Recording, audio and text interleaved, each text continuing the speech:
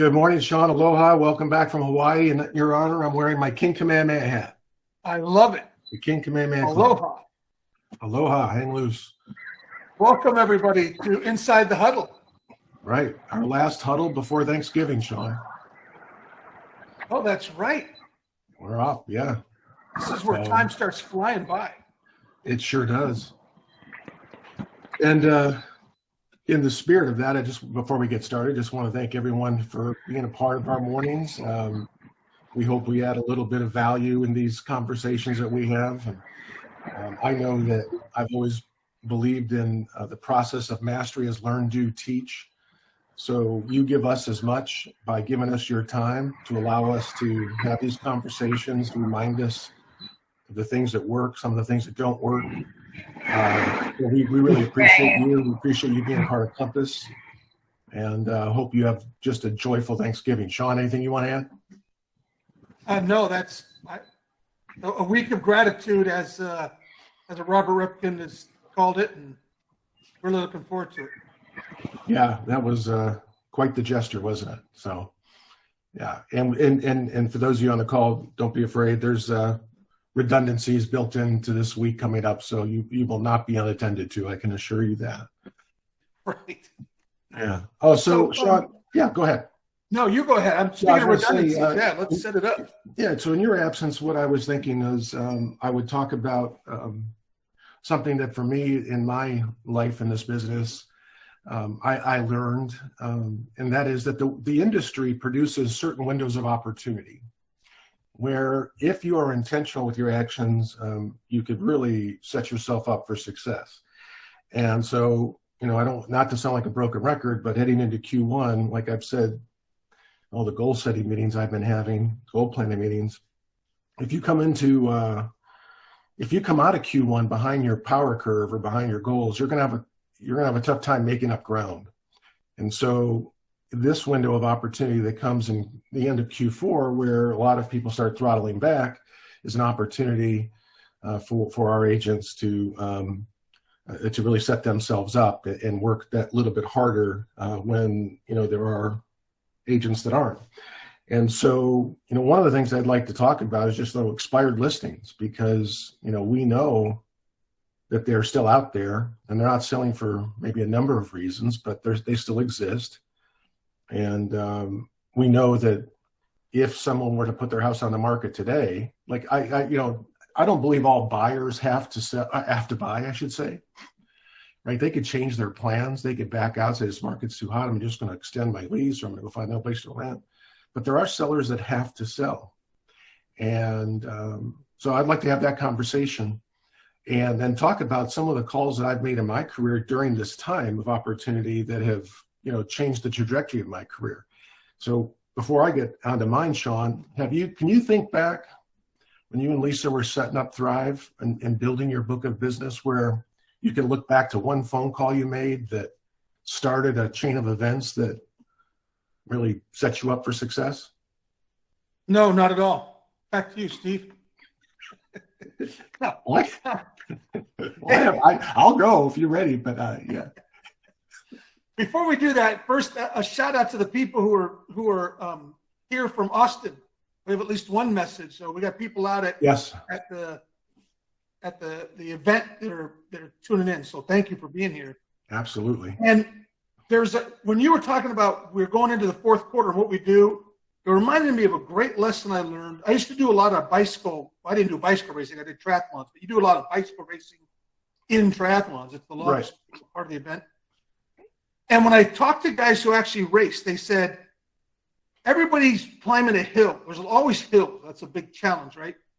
And as they get near the top, they've been putting out all this effort, and they finally get to the top, and they say, "Oh," and they relax. And that's where they lose the race. The best riders pour all the last energy they have as they go over the top. You're about to cruise downhill for however long. Don't stop just before the end. Pour it all on just before the end and get all the way through it. And then ride that momentum as we go into the new year, and all the other agents are coming in with their real estate hangovers because they didn't work for the last 6 weeks of the year. Right. That's what they call finishing in sports, right? Any sport, really. football, Right. basketball. You got to finish. You learn how to finish, and that statement in itself is one that is constantly lamented by coaches because it's what makes champions. You know, you can come out of the gates hot and you can build yourself some good momentum. Life throws you curveballs. There'll be things that you didn't anticipate, like the Mike Tyson. I love that statement still. Everyone's got a plan till they're punched in the face. And so in this year, we've all been hit with different challenges, but it's how you finish that determines who wins the race. And that's always the case, isn't it? I mean, I love the Winter Olympics, and skiing is one that you figure, how does a skier generate speed? Right? It's at the top of the hill where there's not a lot of technique necessary, right? The inertia, the gravity is what creates speed for just about any skier, but you'll see the best ones make up all their time at the bottom because they're using technique, all that training, all that effort into preparing for that moment is all at the end. And so you could look, the cliches, we could dig into our well there, Sean, all day, right? But that's what we're talking about today. Right. The bottom line of it is your year is usually very set up by your first quarter. You have a good first quarter, you can't help but have a great year. And your first quarter is set up right now. Right.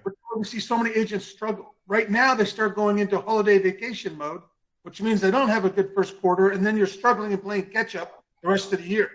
Right. Man, take time off in January. Go nuts right now for 4 weeks, 5 weeks, while everyone else is starting to go into hibernation, and reap all those rewards. Well, when you can do that is when you know what your Y number is, or your magic number, right? So if you want to hit your this is why it's so important to come out at Q1 on target. And by the way, for those of you who know what I'm talking about, when I say your Y number or your magic number, it's a number of listings that generates the revenue that you need to ensure that your financial plans are met or exceeded. And so making sure you have a financial plan, by the way. Yeah. So make those calls. So like go back, and I challenge everyone on this call right now. Why would a house in this market not sell, Sean? Why would a house in this market that looks like it's going gangbusters not sell? Overpriced is about the only reason a house doesn't sell. Uncooperative seller, right? That could be right. Not wanting to price it right, and then it gets into a negotiation. He or she not going to give an inch. They could have gone on the market at the wrong time where they had aspirational pricing, and then 2 homes closed, and now that market that had maybe 3 or 4 buyers in it is dwindled down to 1, and so it starts to spend more time on the market, but they still want that top dollar that they may or may not be able to get. All kinds of reasons why a house doesn't sell, but I would challenge everyone on the call today. When we hang up, go into the MLS, and for your area or for the entire area, look at the number of expired listings that are in the MLS. And then ask yourself, can I make a phone call to find out what their plans are? This is where I wanted to go today, Sean, because I just want to take everyone back to a phone call that I made. It was very early in my career. In fact, I was in the business a little over a month. I'm back in Novi, Michigan, or actually Northville, Michigan, was where my office was. Made a phone call to an expired, because that's what I was told to do in a program called Sweat Hogs. So I'm just doing phone aerobics. Hey, I noticed your home's no longer active in the MLS. Have you thought about blah, blah, blah, blah, blah. And we can get into dialogues on that if you would like, but we don't,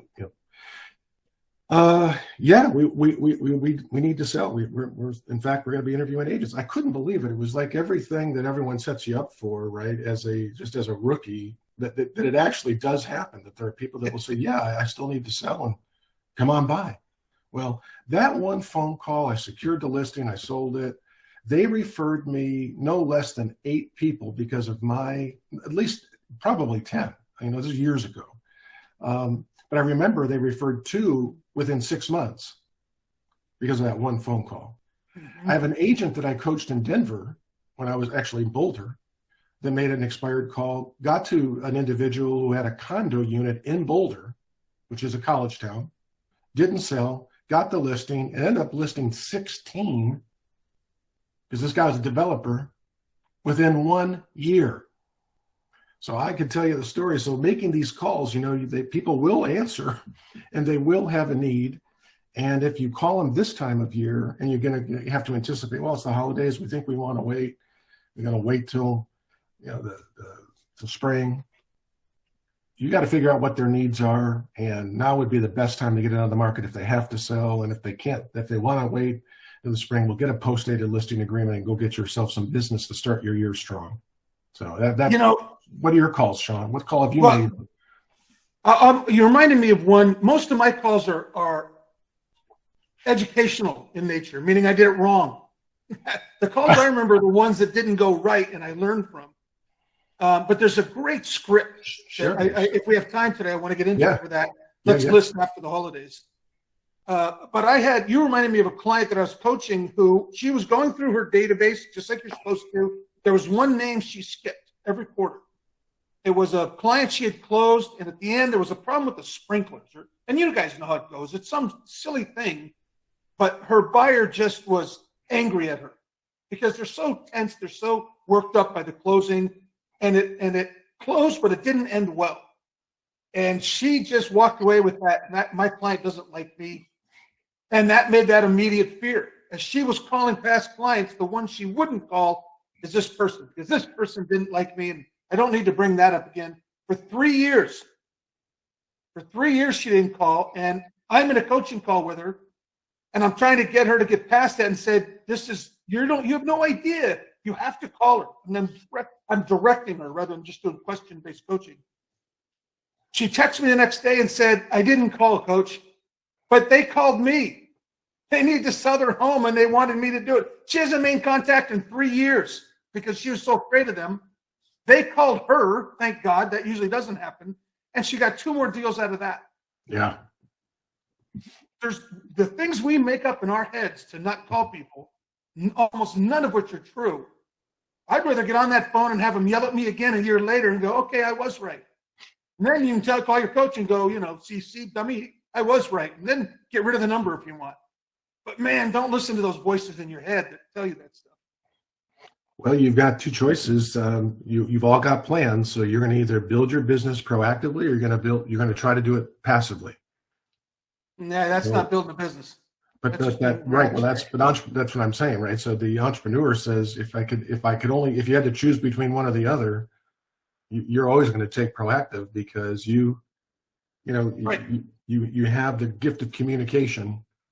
We got to be in control. You've got to be in control. Where like so many, and I don't want to shift gears too quickly on this, but getting into like the thing I see on social media today is it seems that agents have just turned social media for their business opportunity or for their communication with their clients into I don't know, like it's a modeling thing, or it's always them just a static photograph of them someplace, or there's no call to action, and there's really no good content, huh?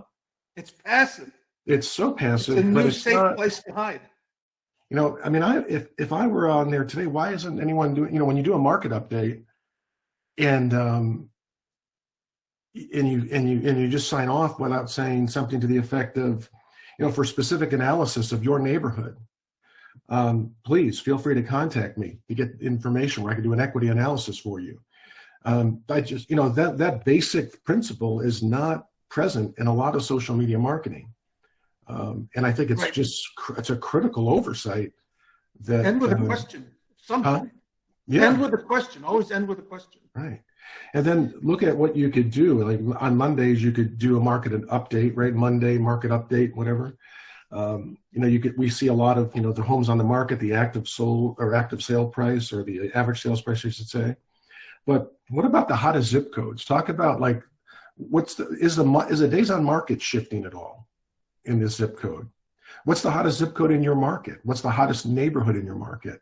That's the kind of stuff people will actually stick with you and follow, because you're giving them these little crumbs, these little clues about what's going on, instead of just a general overlay of the market itself, and then end with a call to action for information. Especially if it's particular to them. I agree. Right.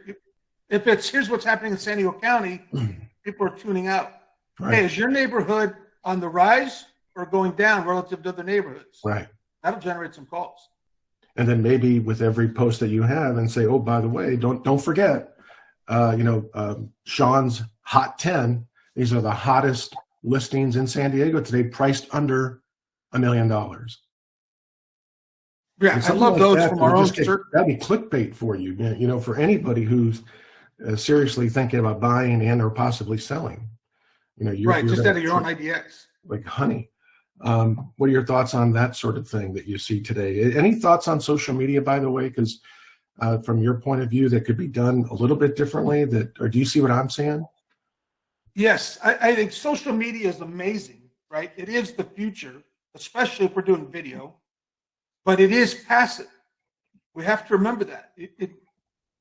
For our business to run as a business, we still have to reach out. We still have to connect with people. We can't be doing passive marketing. You can if you're, Coca-Cola and you have a couple $1 million a month to spend. There's a point at which it does work. But for most of us, we're not in that world. No. It's an adjunct. It's extremely important and helpful, but we still have to be giving a call to action, and we still need to be reaching out to people and saying, hey, did you know right now you could sell your home, take all the equity and buy your dream home? That's the pitch that I'm telling every agent to use right now. Hey, you know what? I have people right now that have owned their home for 3 years, just like you, past client. And we're selling their home and we're taking all that equity and we're putting it down on their dream home. And with rates where they are, it's almost no change at all for them. They're literally buying their dream home at no extra charge. Have you thought about that? Do you even know what your dream home looks like? That's a call to action. That's a question. I hadn't thought about that, or I don't know, or, yeah, I do know what it looks like. Hey, let me come take a look at your place for 10 minutes and see your upgrades, and then I'll go back and put together a report, at least know what you're dealing with. Right. But it's really about, the social media that I see that doesn't have, like if you see a coming soon social media post that just has a static image coming soon of an address versus the agent getting on and saying, hey, and look, I don't like getting in front of a camera any more than anyone on this call, right? but I do it because it's what we do on Inside the Huddle, right? Look at me. I got a face for radio. But, the thing is that if I got on and said, hey, gang, or hey, network, or whatever, however you would make your intro, I just wanted to make you take a quick 30 seconds to let you know about this coming soon listing that I have in a highly desirable neighborhood, Aviara. It's going to be priced at 1.2, $750. This thing's not going to last. I'm going to take you on a brief little tour here, and maybe in there you just roll some snapshots of it. If you know the buyer for this home, please reach out to me. And if you'd like to know what your home might sell for, and you're in the Aviara neighborhood, let me know. Blah blah blah. I'm just vomiting here, right? But you putting a video together with that type of content as opposed to the static is going to connect you better than just the pictures themselves, because it allows you to demonstrate your ability to communicate and be seen as affable, approachable, fun to work with. Emily Boswick, by the way, our manager in Boulder, she's leaving for Austin, I think today. I saw a post that she put on over the weekend, and it was really interesting. What I picked up on is as she started the video, there was this pause and she smiled in such an engaging way that I think about how many of us, when we go to click start, we have this, we're kind of locked, we're bound a little bit. And I thought, what an engaging way to, just a technique that she had. It was this, hey, everyone, it's that little thing that I picked up on that was just so powerful. I thought, in my ability to go, God, she just seems nice. She seems like she'd be fun to work with. So just something like that is important. A trick that you can use, I used to use when I wrote a lot, and now I do it when I do video. Envision one person that you know and care about. Like for me, it was always my sister. My sister gets my sense of humor. My sister and I get along really well. So I was writing to her. When I do a video, I'm talking to her, which lets me be more natural and lets me be comfortable because it's for her. Pick one person in your life that you're really comfortable with. And when you do a video, just talk to them. And you'll be you. You'll be a much more comfortable you because you'll be confident. Yeah. Cool. Well, yeah, go ahead. I want to share that. I forgot about this is coming up, the holidays. Let's wait till after the holidays. We'll start hearing that. I'll take my listing down, or I'm going to list after the holidays. And there's a great response to that, a great confidence dialogue. And as always, with any response to an objection, we repeat and affirm, right? Wait until after the holidays. Fantastic. I know exactly what you mean. A lot of people I see doing that. Let me ask you a question, though. What happens to prices when supply goes down? Sometimes we'll have to think about it a second. You might have to help them. When supply goes down, prices go up. Right. Very good. Now, opposite thing. What happens when demand goes up? What happens to prices? Well, prices go up. Absolutely, Mr. Client. So let's talk about the holidays. On the one hand, a lot of people decide, just as you were contemplating, to take their home off the market. What's that do to the supply? Well, it lowers it, and it raises our what? Prices. Oh, yeah. At the same time, the people buying a home during the holidays are have-tos, right? They're buying a home because they're being transferred. They're in the military. They're going through a divorce. Most people aren't shopping homes during the holidays.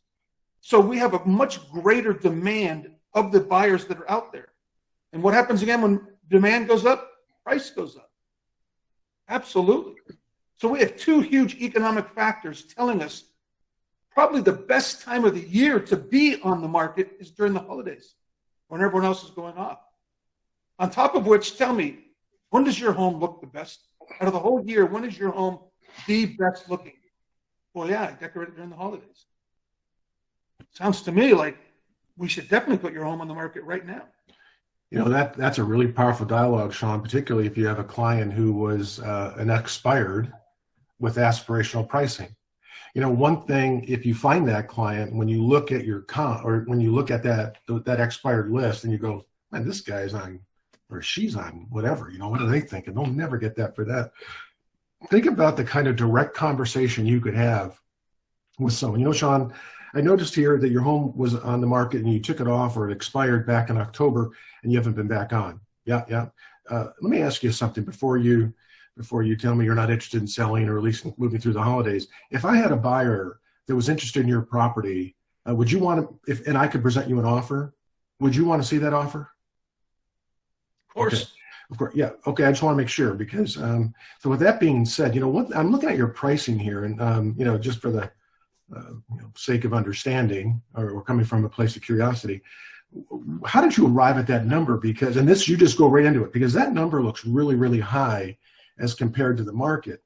And what I'm wondering is that, not to keep speaking before you answer, Mr. Siller, but it sounds like to me you had an aspirational price in mind. And what I want to talk to you about is the timing of the market's going to produce a window for you that may allow you to secure that price. And it's probably right now. Because what we have is, and then you would go right into those facts that you just outlined. You have declining inventory. You have people that need to buy that they're out there. You want to get top dollar for your house. That's evidence in your price. Because I don't know you, Mr. Seller, so I'm just going to shoot straight with you. I don't know that even in the market we've had that would happen in the best of times. You mean you're reaching? Well, we don't have to move. If someone wants to buy our house, that's number one. Fair enough. Let's give this a shot. Let's see if this window. We'll just sign a 30-day listing and boom. Now, all of that is to say, guys and gals on the call, is that I believe that motivations they just continue to evolve and change. And if you can get a listing like that and get traction where there was no foot traffic because the person was high on crack or whatever they were on, that made them think they could get 400 over the most recent comp. But you can start bringing foot traffic in because there's reduced inventory, right? Their motivation, their need to sell, or their curiosity in selling could go up by a factor of 100%. So now you've got a listing that you thought was overpriced turkey. I thought it was an overpriced turkey, but come January, they could be getting real about selling because they have hope that you've started to produce traffic for them that wouldn't be there before. Well, what you said at the end is always the problem for most of us. We think instead of asking. We make assumptions instead of asking. It's true in every aspect of our lives. Ask the question. Don't assume you know. Ask the question.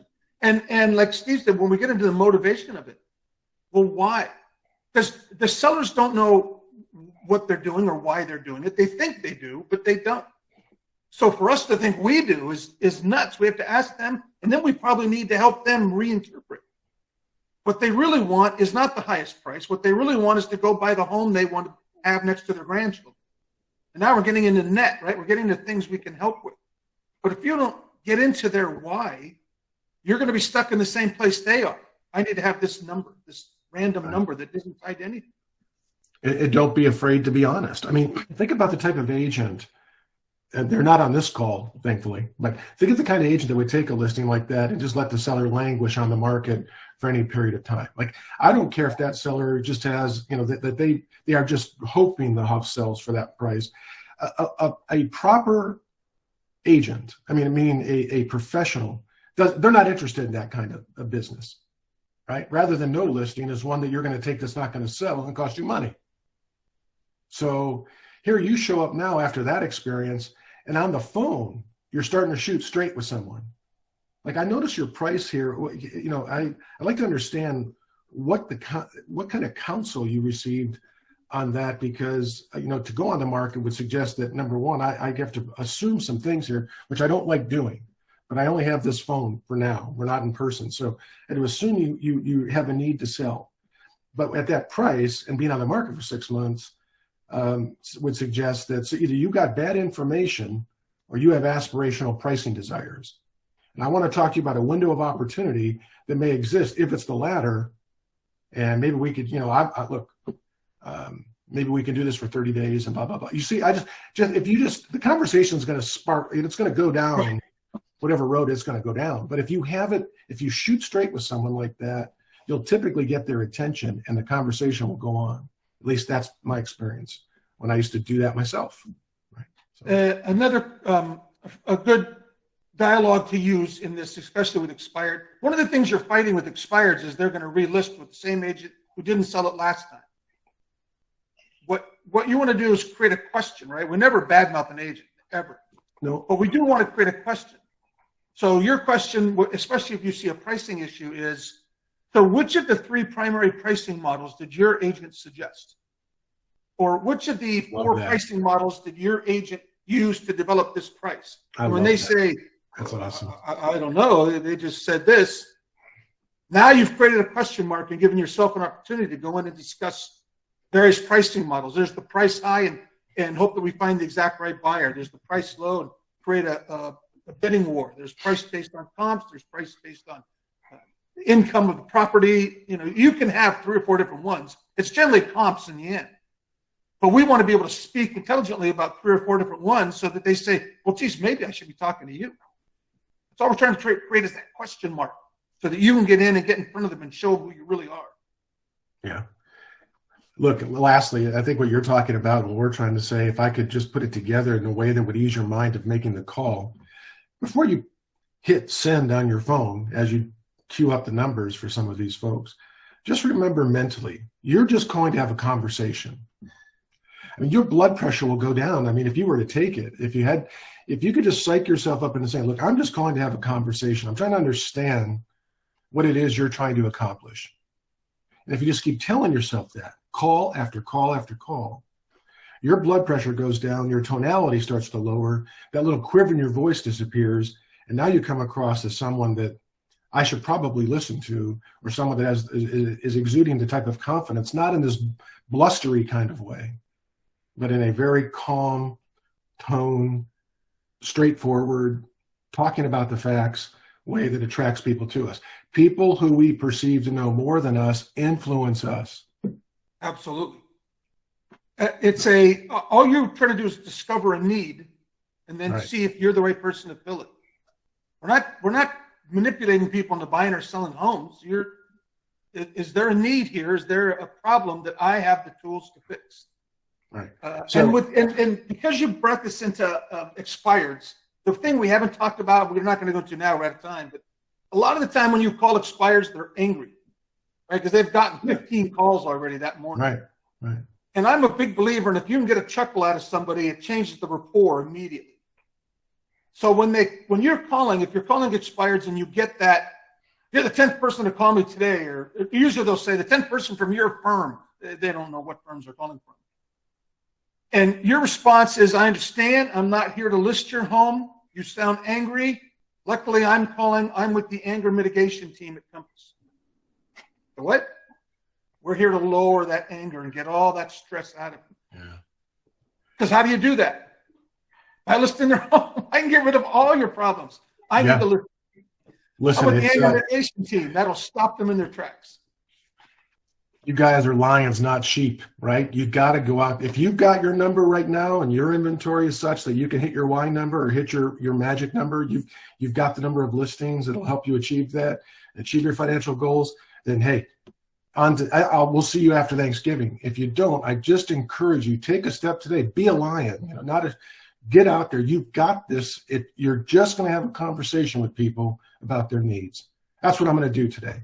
I'm going to make a commitment to look at that list, go back as far as you can, see if it's not available. Just go back, look at the expired 6 months ago, see if that thing has ever changed hands in 6 months' time. Prioritize those listings, make those calls, and just call to have a conversation. Be a lion today.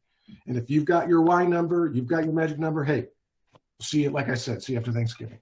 And if you don't have your number, reach out. Steve and I will help. We're doing classes. I have the business planning classes Wednesday where we're going to take our numbers and go into marketing. What's the marketing plan now? But do something the way you started this, Steve, right now to make sure that while everyone else is starting to go into cruise control, you're ramping up over the top of the hill so that the first quarter is already full momentum. You will wonder why you didn't do that every year if you haven't done it before. Your whole year will be set. Yeah. Yep. All right.